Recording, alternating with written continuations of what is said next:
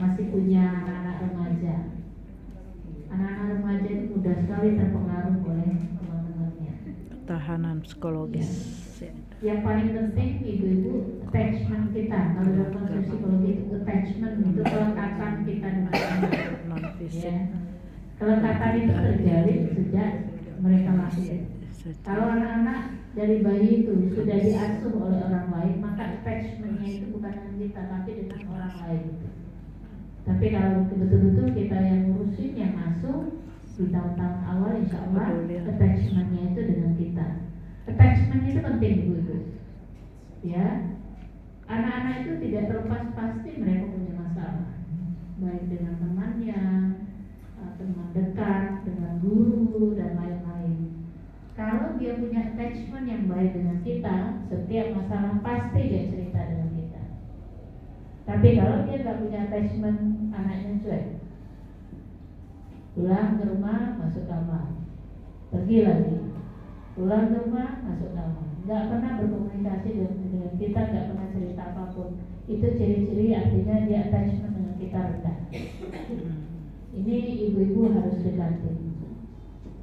Ya, rayu-rayu dikit, belai-belai dikit anak kita walaupun sudah dewasa, nggak apa-apa dicium. Karena saya yang sudah punya anak tuh masih suka saya cium pipinya, keningnya, saya belai-belai. Kadang-kadang kalau saya duduk tidur di pangkuan saya, nggak masalah. Ya, itu bukti bahwa memang kita memberikan perhatian dan kasih sayang yang cukup, dan itu bagian dari attachment. Itu penting bagi anak-anak sehingga mereka mentalnya lebih kuat. Ya. Oke.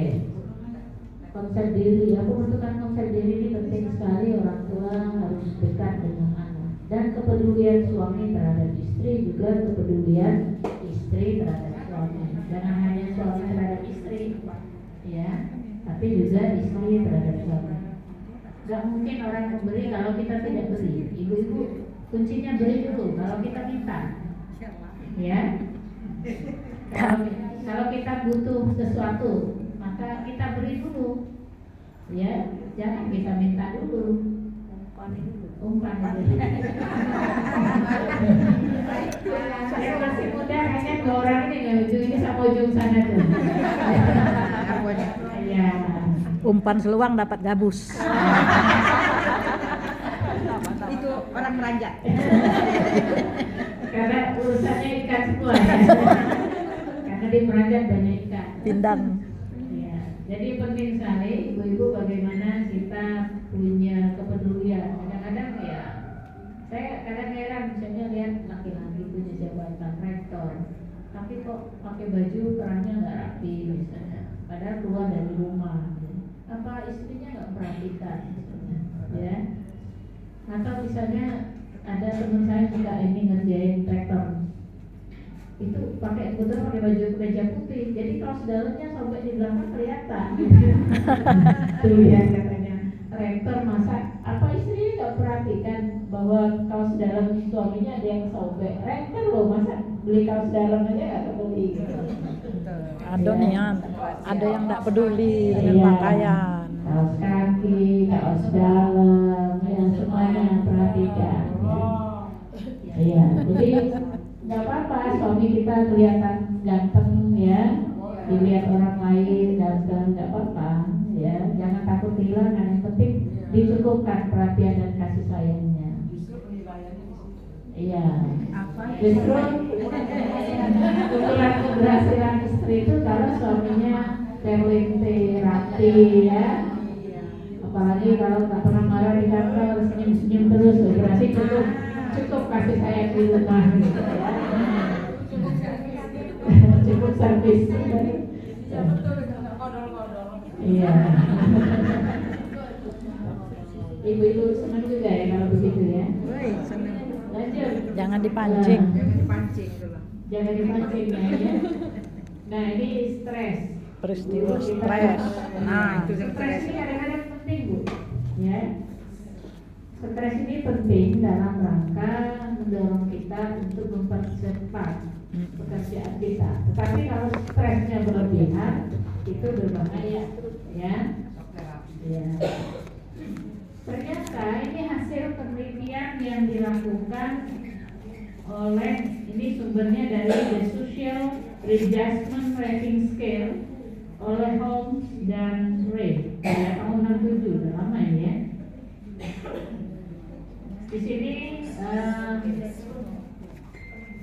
peristiwa-peristiwa yang membuat stres ya. Yang paling tinggi itu adalah kematian pasangan.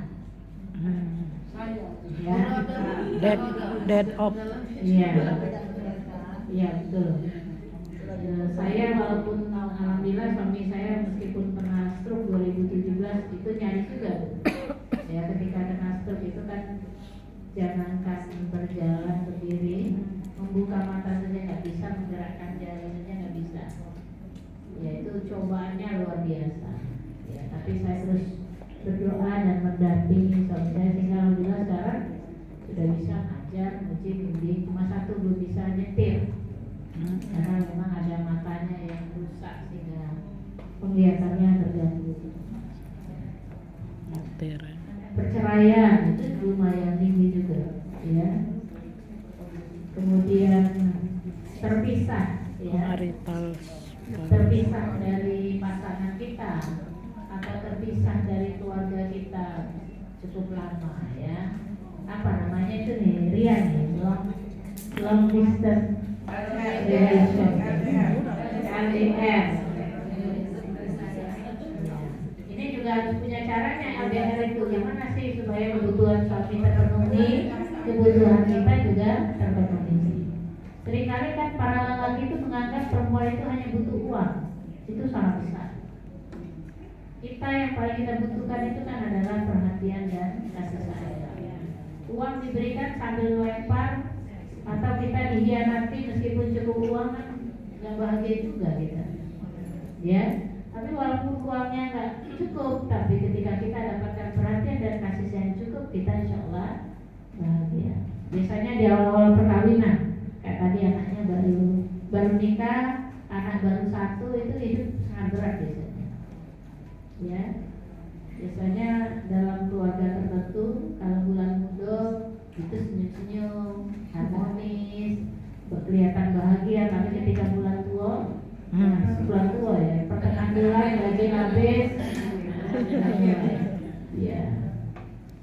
Ini peristiwa yang membuat stres. Ternyata memang Bulan penting makan ayam. menjaga hubungan Pertengahan keluarga. Lanjut. makan telur ayam. Resiliensi. Kemudian 2 asin Atau bulu bahasa ayam. Inggrisnya resiliensi ya. Resiliensi. Keluarga itu punya ketahanan, punya kekuatan, dan di sini di dalam keluarga itu ada individu-individu yang harus punya kemampuan. Dan secara ini saya pernah menulis, saya lupa di mana saya menulis bahwa kunci ketahanan keluarga itu adalah pada ibu. Ya, dalam keluarga itu ibulah pemegang peran penting ketahanan keluarga. Habis semua. Jadi bukan ayah, bukan anak. Cukup ini Tapi ibu lah, ya. Kalau seseorang atau keluarga itu punya kemampuan mempertahankan diri atau kemampuan untuk menghadapi kesulitan yang dihadapinya, itu merupakan salah satu indikator bahwa dia punya ketahanan yang cukup. Next, psikologi keluarga. Psikologi Ya. keluarga. Ini penelitian ibu-ibu ya. Penelitian membuktikan bahwa masalah individu dapat diperbaiki jika hubungan antar keluarga lebih positif, lebih nyaman, saling mendukung satu sama lain. Ini penting. Saya katakan tadi, semua orang pasti ada masalah. Istri pasti ada masalah, entah masalah duit belanja yang habis, entah misalnya anak itu minta belikan sepatu baru atau baju baru, kita nggak punya uang, ya, atau masalah dengan suami dan lain-lain. Suami juga punya masalah mungkin di tempat pekerjaannya, ya. Anak juga mungkin ada masalah dengan teman-temannya, dengan gurunya dan sebagainya. Nah, yang paling penting ketika menghadapi masalah itu adalah kita mampu mengatasi masalah itu. Bagaimana kunci mengatasi masalah kuncinya adalah pada hubungan yang baik antar anggota keluarga. Tadi sudah kita bahas. Hubungan yang baik ini hubungan yang positif. Hubungan yang nyaman. Ada nggak di sini ibu-ibu kalau dekat suami itu tidak nyaman? Saling belakangi. Kalau tidak nyaman, Nyari alasan gimana ya supaya nggak tidur sebelah suami nih. Suruh aja cucu tidur di rumah. Benar nggak? Ya. cucu nggak salah. Dulu saya dapat cerita dari dosen saya yang sudah almarhum. Cara dia menghindari suami apa? Kalau suami ngajak, nanti dulu saya mau sholat tahajud dulu. Benar nggak?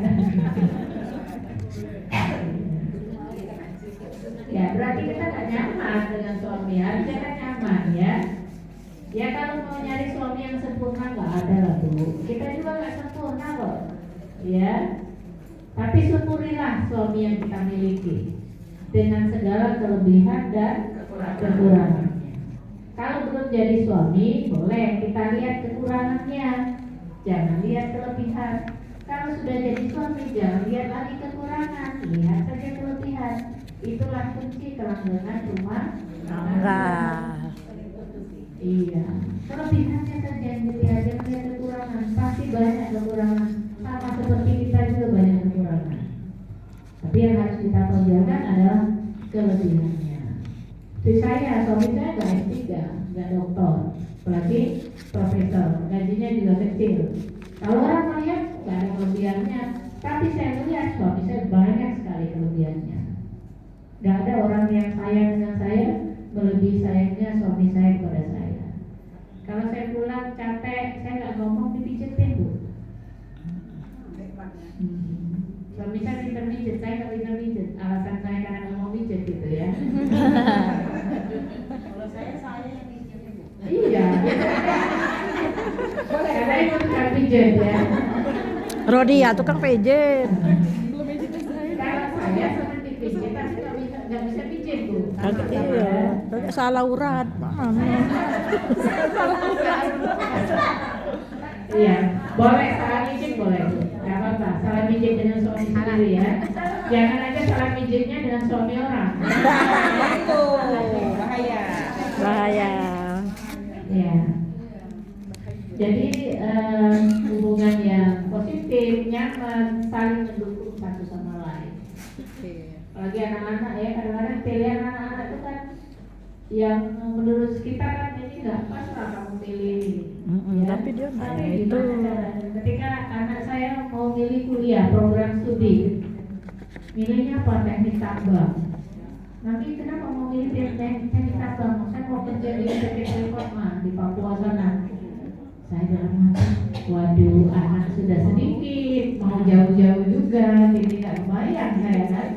Gimana? Otak saya mulai berpikir nih, gimana caranya supaya ada negosiasi nih. Dia mau merubah pilihannya dengan cara-cara yang bisa dia terima tanpa paksaan, lakukan pendekatan. Alhamdulillah. Jadi gimana Mah? Kalau pilihan mama sih pilih tempat kerja pilih prodi yang kira-kira sekarang ini kan nyari kerja susah. Cari yang kira-kira kamu setelah kamu tamat kuliah, walaupun nggak bisa mencari kerja karena nggak ada lowongan, tapi kamu bisa buka lapangan kerja. Akhirnya misalnya perikanan, peternakan, pertanian, usaha dewek dia. nggak harus nunggu lowongan kerja, ya karena lowongan kerja sangat Terbatas. Nah untuk meyakinkan saya bilang kamu sholat istikharah. Jadi sholat istikharah terus tidur, besoknya cerita Mah semalam saya mimpi siapa? Saya lihat sapi banyak sekali. Peternakan. Iya. Alhamdulillah itu putra pertama saya. S1, S2-nya peternakan semua. Ikan banyak, Sekarang sudah perikanan. diterima jadi PNS di pemerintah provinsi Babel ya. Tapi ini nggak tahu selain PNS ternyata hobi bisnis juga, sedang bisnis juga.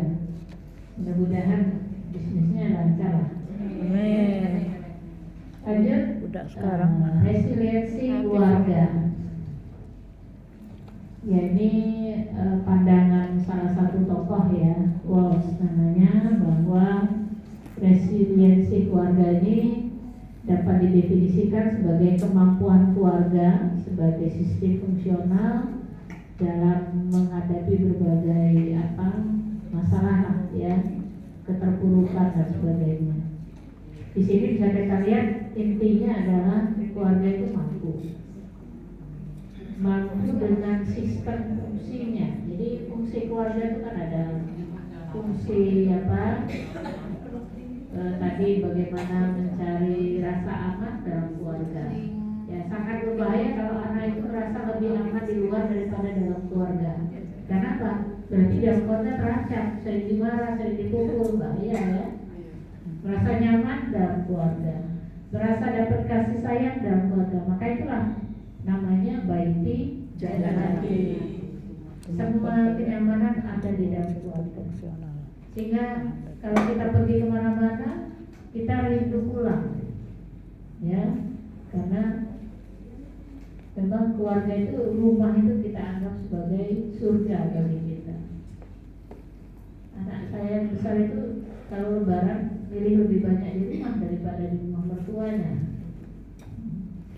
Dan kadang-kadang juga kalau pulang itu yang diminta enggak minta banyak sih, nyuruh mamanya masak itu cuma goreng telur khas mama gitu. mata sapi tadi. Bukan mata sapi. Oh, ya, dadar. Dadar. Bukan dadar biasa. Ada sayur-sayur. Dadar tapi enak pokoknya. Nah, bolehlah gak cicip. Kapan kita cicipin?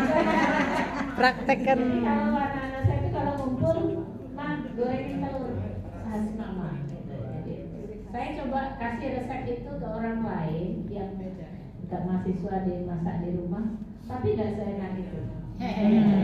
Beda tuh, sentuhannya beda. Karena menggunakan kasih sayang, gitu ya. Telur apa sih, Ya. Bu? Kemudian kata kunci berikutnya di sini adalah proses di dalam keluarga. Bagaimana keluarga itu mampu mengatasi krisis dan kesulitan yang dihadapi. Kayak pandemi kemarin, yang masih punya anak usia sekolah itu pusingnya bukan main. Iya. Kalau punya anak 4 berarti punya PR 4. HP. Ya kan? Kedinginan. Ya, guru enak saja ngasih tugas, ngasih PR ya. Yang mengerjakan PR, mengerjakan tugas ini yang pusing. Tapi alhamdulillah kita bisa melewati itu semua. Kuncinya di ibu, ya. Ibu sebagai wanita soleh, penting sekali. Lanjut, faktor risiko. Nah ini ibu, ya. Apa faktor risiko yang bisa terjadi dalam kaitan dengan Kedinginan, resiliensi keluarga? Kedinginan kami. Kedinginan. Kedinginan ya. Kedinginan nanti mau pulang semua nih Pak. Ya. Faktor risiko ini adalah keadaan yang meningkatkan kemungkinan hasil yang negatif terhadap terbentuknya resiliensi keluarga. Jadi ketahanan keluarga ini akan goyah karena faktor risiko ini. Berarti harus kita waspadalah. Waspadalah. Yang pertama, risiko pada ranah individu. Individu berarti apakah ayah, ibu, anak, ya, yang berpengaruh terhadap menurunnya resiliensi keluarga, yaitu stres ya, faktor stres. Dalam hal ini orang tua yang stres itu dapat membuat ya lemah, ketahanan keluarga lemah. Apalagi yang stres ibunya, ya. Tak galak ngurusi dapur lagi. Kebanyakan kejadian ya, ketika dalam keluarga itu yang meninggal ayahnya, insya Allah keluarga itu masih kuat. Ya, buktinya di keluarga orang tua saya Meskipun ayah wafat saat saya masih usia 9 tahun dan kakak tertua itu baru tamat SMA, ibu saya tidak bekerja, alhamdulillah kuat. Ya, masalah apapun bisa. Jadi itu Bu ya, kuat Bu. Amin, amin. Iya. Nah, ini tapi kalau stres ya, belum nikah ini, stres ya, itu bisa membuat lemah keluarga itu. Baik ibunya yang stres, ayahnya stres, atau anaknya stres. Yang paling menakutkan itu kalau ibunya stres. Kemudian, ya ini ada 3 jenis stres. Dia ada parenting stress, kemudian perceived stress, dan psychological distress. Ini yang paling berat. Ini bisa ujung-ujungnya masuk rumah sakit jiwa. Iya, banyak. Kalau salah satu keluarga mengalami stres atau distress, maka keluarga itu gak kuat menahan cobaan, menahan masalah, menahan kesulitan apapun, baik kesulitan ekonomi maupun kesulitan yang lain. Karena itu ibu-ibu, wanita soleha, upayakan supaya di dalam rumah itu tidak ada yang stres. Berarti yang paling harus kuat dulu ibu, karena membantu yang lain supaya tidak stres, supaya suami tidak stres, supaya anak tidak stres. Ibu dulu harus kuat untuk tidak Stres. Bagaimana supaya tidak stres? Itu tadi positive thinking dan happy terus. Selalu merasa happy. Gimana caranya? Senyum dulu, setiap hari senyum. Aco Karena senyum itu membuat kita happy, Bu. Iya, Ya. sangat Kalau nggak sarap. pernah senyum nggak bisa happy kita. Senyum, iya. Ya. Jangan senyum sendiri, Bu. Jangan kalau istri stres, suami kawin lagi. Iya.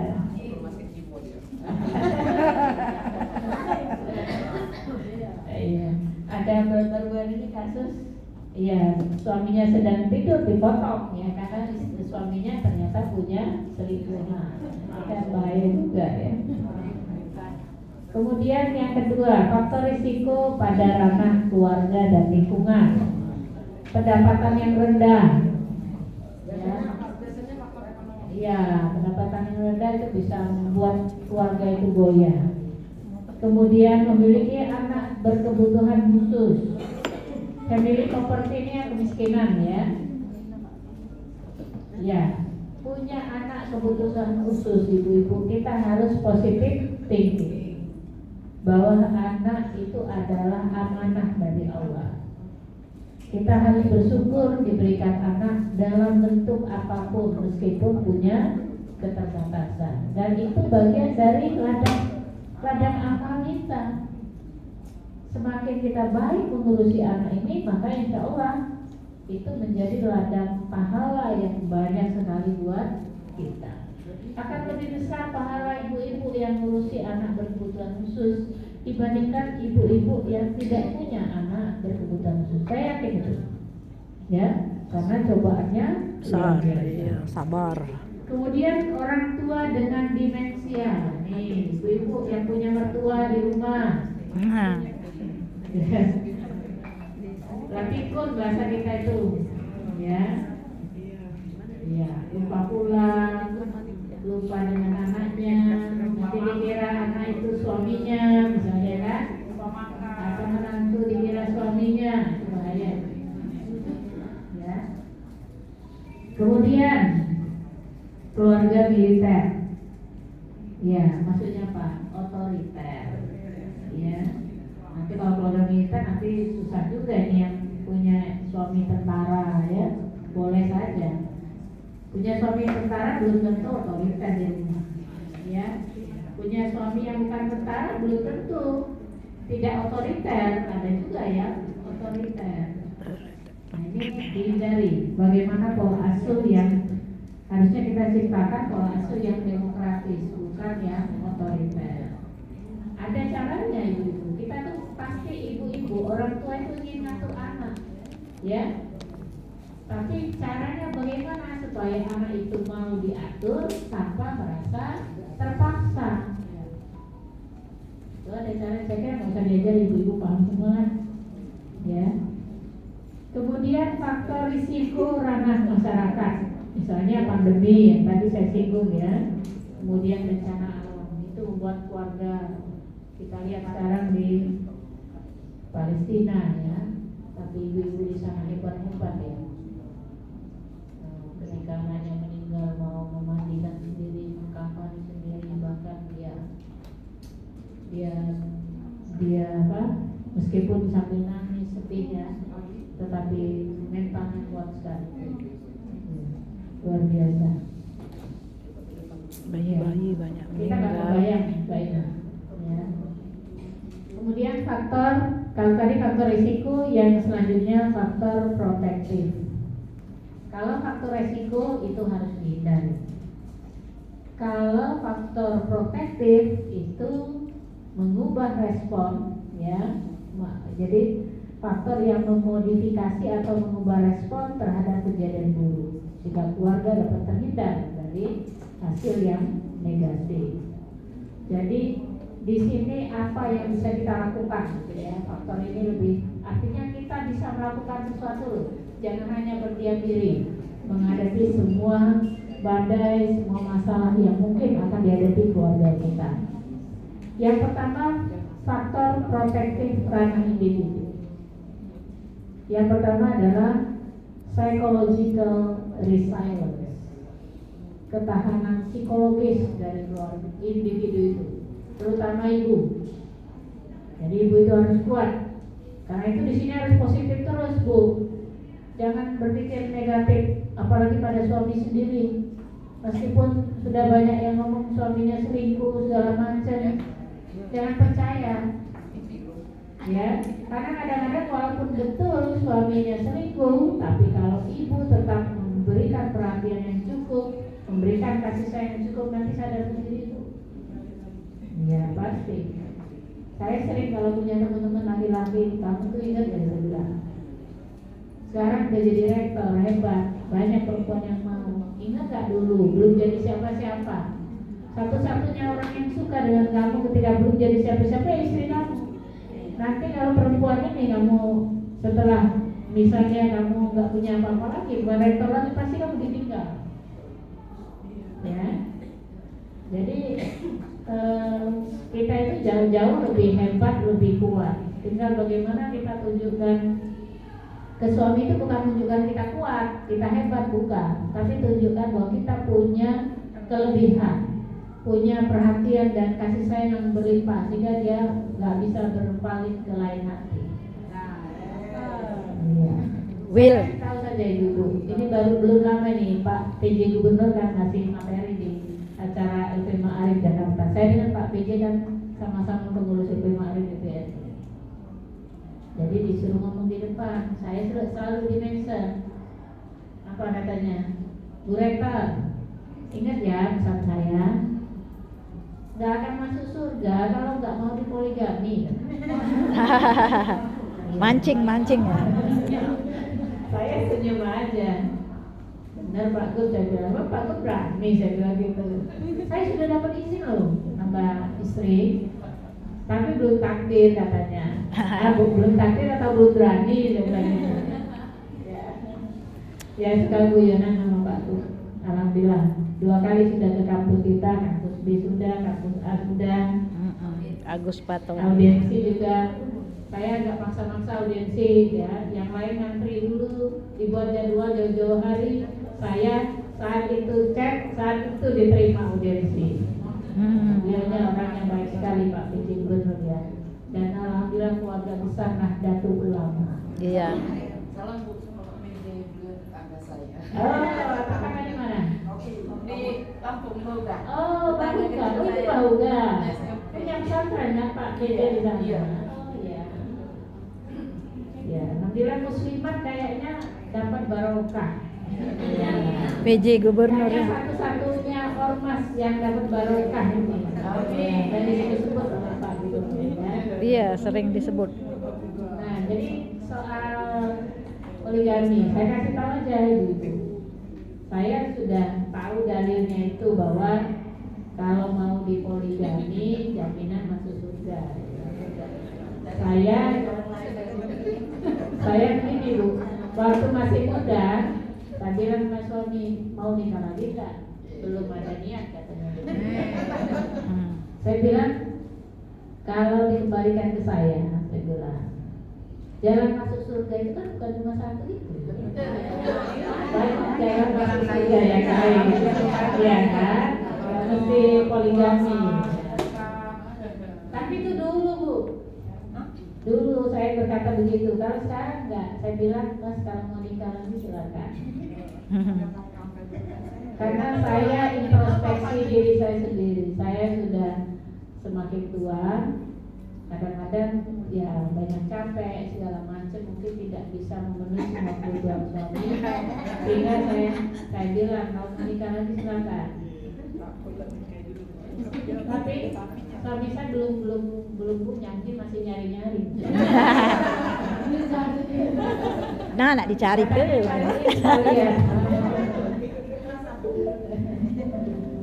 Ya itu beneran Bu. Guyon. Ya. Kalau ibu-ibu nggak usah niru saya lah. Saya gitu Bu. Tapi kalau yang masih muda boleh ngomong kalau suaminya mau nikah lagi, saya kasih tahu caranya. Ya. Kalau mau nikah lagi saya izinkan asal Langkahi dulu mayatku. yang pertama. Kami dekati lagi. Yang pertama misalnya Tak suruh-suruhan belum lagi. punya rumah, misalnya ya kalau belum punya rumah kita punya rumah dulu. Kalau sudah punya rumah berarti cari cara lain, misalnya anak kita yang bungsu ini supaya jadi dokter dulu.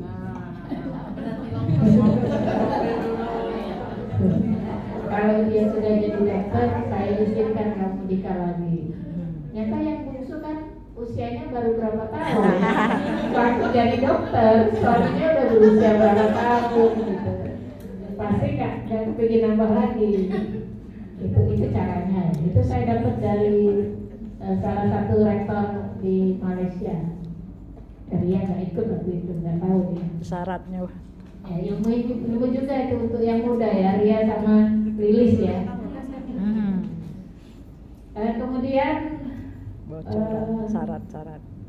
yang berikutnya ya faktor sosial, ekonomi, pekerjaan, pendapatan ya. Ini juga kadang-kadang ini di luar kemampuan kita ya. Kalau kita kan pengen pendapatan kita cukup beli mobil, cukup beli